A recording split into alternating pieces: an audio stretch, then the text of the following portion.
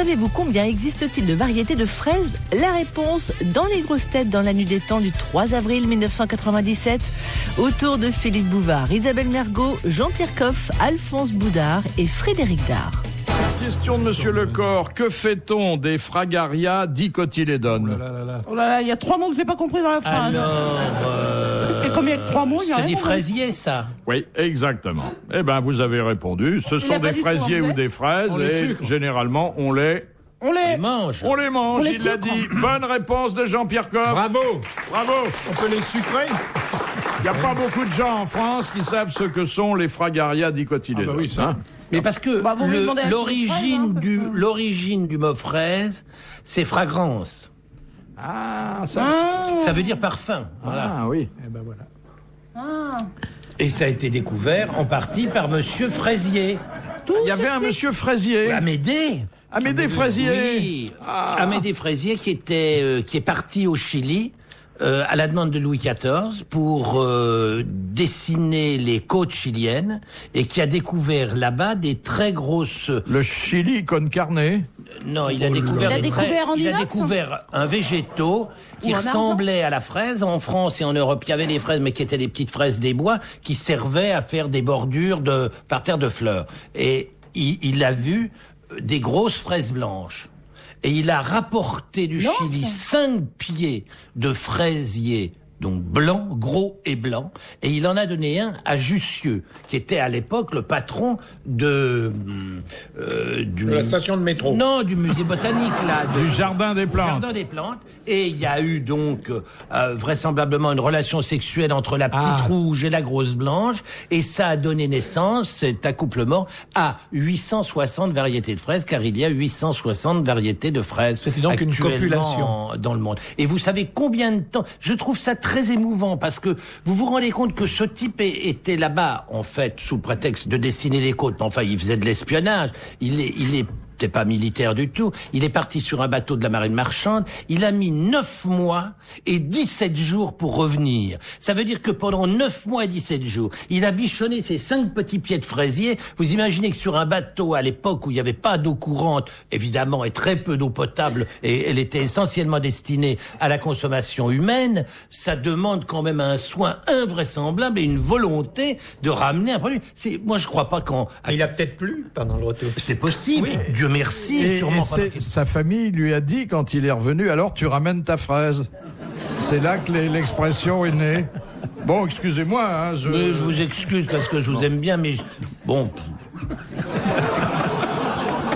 Non, mais c'est quand même une histoire magnifique, mais non? vous n'avez pas Ah, senti que derrière la plaisanterie idiote, il y avait beaucoup d'émotions? Oui, j'ai senti un peu d'émotion, pas suffisamment. Non, c'est un type formidable. Et Fraisier était d'origine irlandaise et il a vécu à Chambéry. Et alors, figurez-vous que Louis XIV était un homme qui avait une passion pour les fraises et que la Catini à Versailles faisait régulièrement pousser des fraises. Et il y a eu... Henri II avait une passion encore plus grande pour les fraises. Autour du cou. Parce qu'il il les mettait autour du cou. Oui. Je vous dis que Louis XIV adorait ses fruits et malheureusement, Fraisier est revenu l'année de la mort de de Louis XIV et il n'a pas pu goûter ces grosses fraises qui lui auraient fait un plaisir infini. Et je trouve ça très triste. Moi, je propose 1 minute de silence.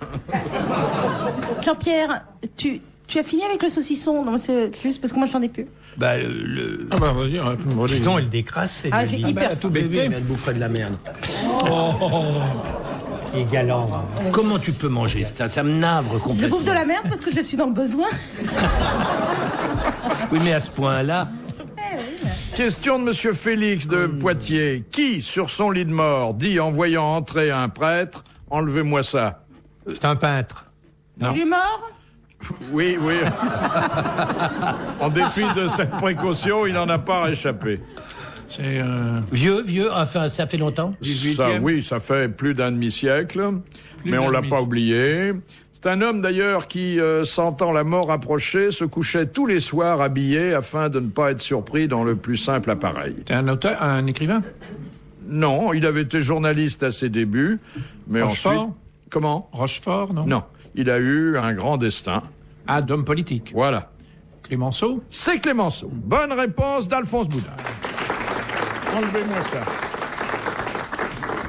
Ah là là. Question de Madame Maury de Toulouse. Napoléon portait à la jambe la marque d'un incident survenu pendant la nuit de noces avec Joséphine. Ah bah, Elle c'est a le mordu. coupier de Vénus. Non. Elle l'a mordu Alors, il avait été mordu par le chien. par le chien Fortuné, le chien de J'ai des Joséphine, saucissons dans la bouche. qui était très très jaloux Je dis ça. de sa maîtresse et qui ne voulait pas la partager avec l'empereur. Bonne réponse d'Isabelle Mergo. Bravo.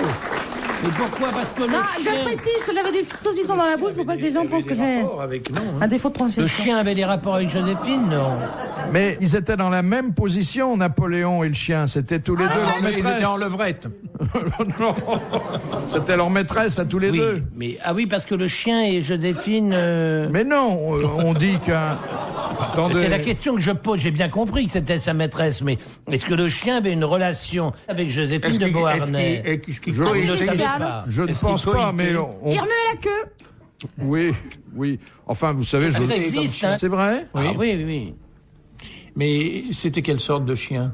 C'est- loup, il s'appelait. Oh, c'était pas un berger allemand parce que Puisque ça vous intéresse, il s'appelait Non, c'est un- Fortuné. Ah bah très bien. c'était un loulou de première année, hein, un truc comme ça. Non. Mais qu'est-ce que c'est que les dames et les chiens? Oh bah écoute, je vous ferai ça un autre jour.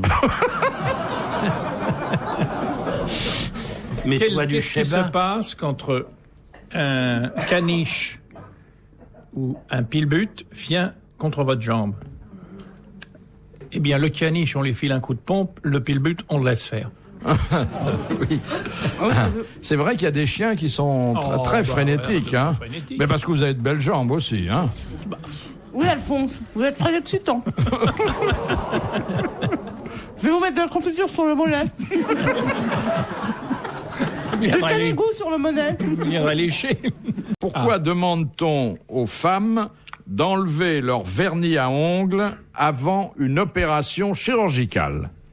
Mais aux chirurgiennes ou aux... Parce que ça excite le chirurgien. Non, non.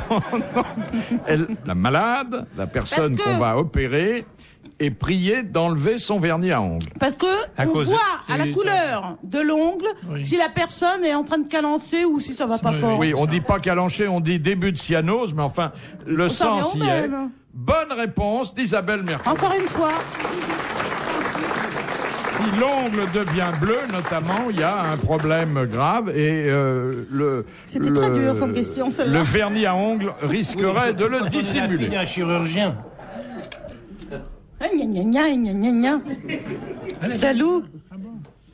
Question de Monsieur Léger. Qu'est-ce qu'une géline affranchie? C'est un oiseau. oiseaux? C'est une poule. C'est une poule. Poule, oui. Oui. Affranchi. Affranchie, elle est au courant? Elle est On au lui a dit Oui, oui. On lui a présenté le poulailler, voilà. Voilà, là c'est ta cage, ça c'est le Qui a coq. déjà pondu. Voilà. Et qui? Qui n'est plus vierge. Non. Enfin, oh, quoi que vous savez, la poule, il lui fait pas de Qui a mal. déjà eu un quoi. poussin, qui a déjà couvé. Qui est Oui, maman, en oui, quelque sorte. mais on dit qu'elle est affranchie lorsque... Elle a pondu. Oui, et lorsqu'elle a pris la décision... De De le couver. répondre. Non? Non, De le couver. Non? De cesser de pondre. Oui. Elle est Elle boude. C'est une gréviste du trou du chose. C'est la géline affranchie. Bonne réponse collégiale. Ah bah c'est très bien. Question de Madame Marcy. Quels sont les deux animaux qui vermillent? Alors, enfin, il y a le tapir. Ah non, le cochon. Le cochon. Le cochon vermille énormément. Oui. Et puis, il y a un... Ouais, ben voilà, tu as déjà donné Attendez. J'ai dit, il y a deux animaux dans la question. Ouais, mais moi j'en ai donné un, je laisse les garçons. Les garçons, oui. Et l'autre, qui est moins raffiné, plus vivant, c'est le sanglier. c'est un cochon. C'est-à-dire Oh, que... c'est un cochon un peu plus méchant. Attendez, qu'est-ce qu'ils font lorsqu'ils vermillent? Eh ben, ils cherchent avec leur truffe. Voilà. Oui. Ils fouillent le sol avec Avec leur le groin. Avec leur groin. Voilà, Bonne leur réponse d'Isabelle Mergo et de Jean-Pierre Coff.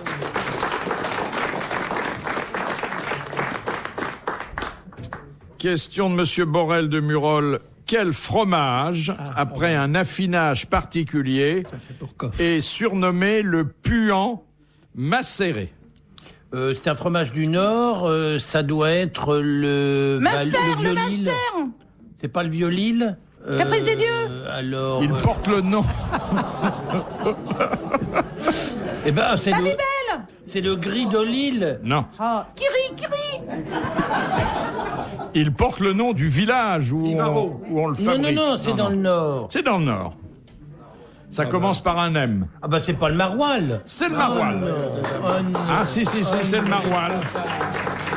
Bah attendez, vous donnez une bonne réponse, vous n'allez pas la... Oui, non, parce que vous dites par un M. Il y a un fromage qui s'appelle le puant, qui doit être... Je suis pas certain, mais presque sûr. On respire sous les draps.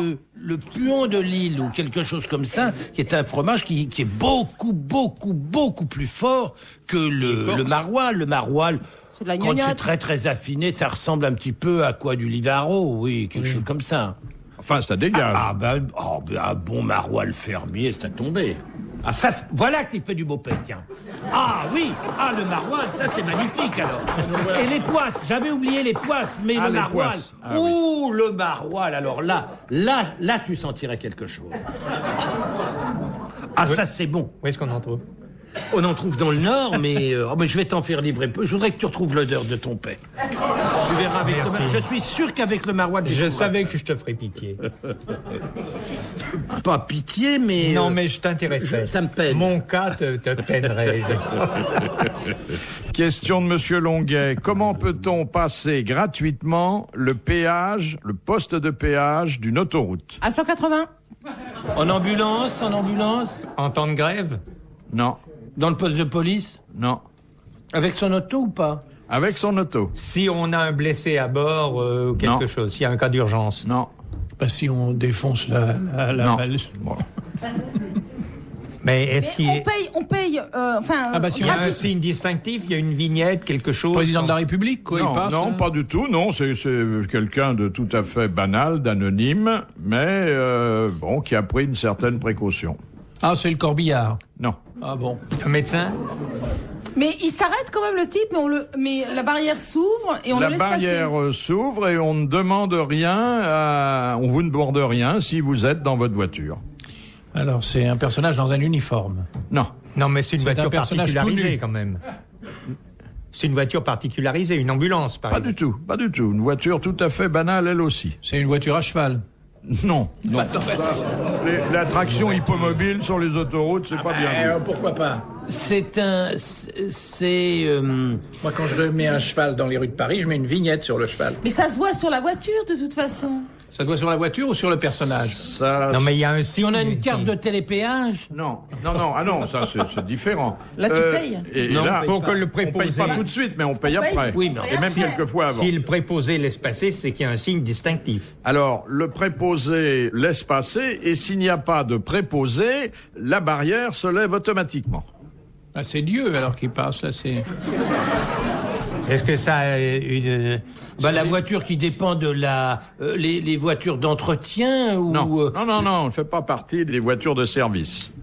C'est pas une voiture de la police. C'est pas les éboueurs. Non. comment s'il n'y a pas de préposé, il y a une barrière et la machine se lève automatiquement. La barrière se lève et la voiture passe et s'embourse délié. Il y en a pas beaucoup. Les pompiers. Non. Mais c'est monsieur tout le monde, hein. Il fait rien de Ça spécial. vous est arrivé à vous? Ça m'est arrivé une fois. Quand ça tombe en panne. Bah, il y a marqué RTL. Alors, C'est les dépanneuses. attendez. Les dépanneuses assermentées à l'autoroute. Attendez, on se rapproche, mais c'est pas tout à fait ça. Ça n'est pas le dépanneur, parce que moi, je suis pas dépanneur. Non, vous êtes une voiture C'est de la voiture, dépannage. ah oui, Et vous êtes accrochée dépanné. à la carriole là. Alors, Vous êtes dépanné. Quand vous êtes tracté, quoi. exactement. Ah, voilà. Lorsque vous êtes dans votre voiture, tracté par un dépanneur, il acquitte, lui, le péage, et vous, qui faites partie du véhicule, vous n'avez rien à... Mais si, monsieur Coff, il faut Bien accepter sûr. quand mais on c'est n'a très pas... drôle, Si, je trouve si, ça si. amusant, mais... Voilà, et ben c'est une bonne réponse d'Isabelle. Pour pas payer le péage, qu'est-ce qu'il faut pas faire? Oui, mais au prix où sont les dépannages... Au prix où sont les dépannages, il vaut mieux payer son Non, mais passage. attendez, on fait pas venir un dépanneur pour j'ai économiser le péage, Ah, n'est-ce ça pas? dépend. Nous plaisantions, monsieur Boudard et moi, hors micro. Oui, bien sûr. Non, mais c'est vrai que dès qu'on flatule plus, ça cesse de vous intéresser. Je le déplore. Même si dans culture, la première lettre... Oh, écoutez, vous n'allez quand même pas me faire ce reproche-là à moi, alors ça, sûrement pas. Oui, là, ça, Philippe, vous exagérez. Non, là, alors... Oh, c'était peut-être un peu léger, le P, on n'a pas été plus loin. Vous auriez préféré sûrement qu'on parle de cul davantage. On finit sur le péage.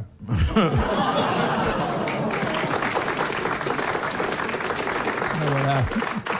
Ah, ça, j'en reviens pas que vous ayez eu l'audace, le culot de faire ce reproche-là. Oh, ça, c'est vrai, Philippe. Oui. Quel culot. RTL, 4h, 4h30, dans la nuit des temps des grosses têtes de Philippe Bouvard.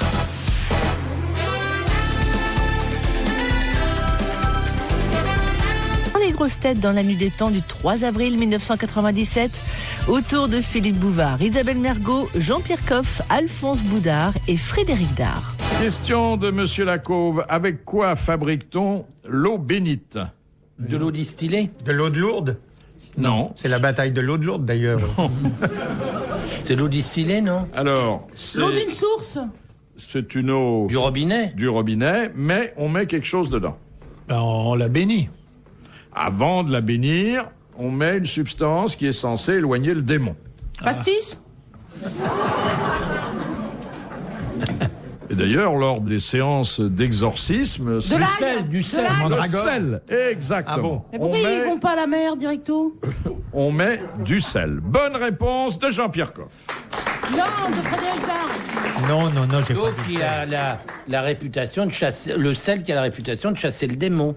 Oui, c'est ce que j'avais voulu dire, mais peut-être ouais. me suis-je mal Et exprimé. l'ail mais- aussi. L'ail aussi. Non, chasse ça, c'est le- les vampires. là. Oui, Ah c'est oui. les vampires. Ah, je confonds tout ça. Ah, faut pas confondre. C'est un peu pareil, mais enfin bon. Question de Monsieur Ramon. Lors d'un repas russe, de quoi une femme est-elle dispensée? De boire de la jeter son vodka. verre... Non. De boire cul sec. De faire cul sec. Bonne réponse d'Isabelle Mergo. À propos. Est-ce que ce qu'on a eu ne ressemble à rien à de russe? Question de Monsieur Pardon de Villeurbanne. Que trouve-t-on dans une cloyère? Dans Une.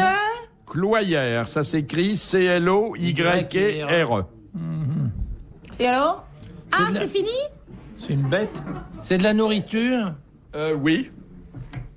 Mais c'est particulier. Pour on les met pas- animaux, pour les animaux. À certains animaux. Ah oui, pour les vaches. Les... Ah non, c'est pas pour les animaux. Ah, c'est pas pour les animaux. Non. Ben alors qu'est-ce que c'est? Bah alors, ça a rien à voir avec les animaux? Si, On trouve des animaux là-dedans. voilà. Des animaux qu'on bouffe. Bah oui. Ah ben, ça Genre dépend. poisson, Pas tout à fait, mais enfin bon. crustacés, On se rapproche. les moules, On se rapproche. les Des huîtres. Oui, alors, combien y a-t-il d'huîtres dans une cloyère?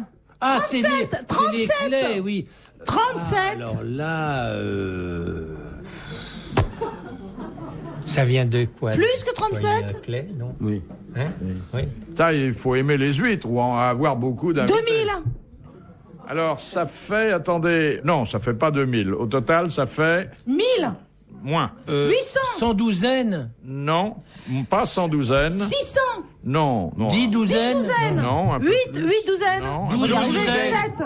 12 douzaines? 7 Plus. douzaines. 15 douzaines? Plus, 16? 20 douzaines. 18 douzaines. un peu plus de 20 douzaines. 24? 25. 25 douzaines. Adjugé. L'enchère est à droite. C'est-à-dire Réponse d'Isabelle. 308. Et nous ne nous quitterons pas sans que je vous ai proposé cette citation qui a été choisie exprès pour vous par Madame Motta, qui a dit « L'éducation, c'est le bruit qu'on ne fait pas en mangeant sa soupe ». C'est une dame de nos jours ou... Eh bien, c'est un dramaturge extrêmement distingué et talentueux C'est quelqu'un qui prenait une paille, hein. qui avait À nouilles. un certain génie de la formule. Il est mort il y a une 60aine d'années. Ah bon? Une 60aine d'années. Après une carrière éblouissante, commencée dès sa jeunesse. Il a fait du théâtre. Claudel? Un dramaturge, généralement, il fait du théâtre. Autrement, il meurt de C'est pas faim. Claudel? Christian Bernard? Giraudoux? Non. Non, attention. Je n'avais pas entendu. Il a dû mourir avant la dernière guerre. Ah, il est mort. Feydeau, il est mort. Non, c'est pas Feydeau. Et même, je crois qu'il est mort assez près de la guerre de 14-18. On le joue. Non. On le joue encore aujourd'hui. Et d'autant plus volontiers qu'il est tombé dans le domaine public. Ah Alors, oui, ça aide, oui. dès qu'un théâtre a des problèmes, ils le mettent à l'affiche. Un peu, oui. Mirbeau, non? Non. Il a été élu à l'Académie française à 32 ans. Rostand? Non. Oui. C'était Edmond Rostand. Bonne réponse, Bravo. Isabelle Mergo. Bravo, merci. À la prochaine fois.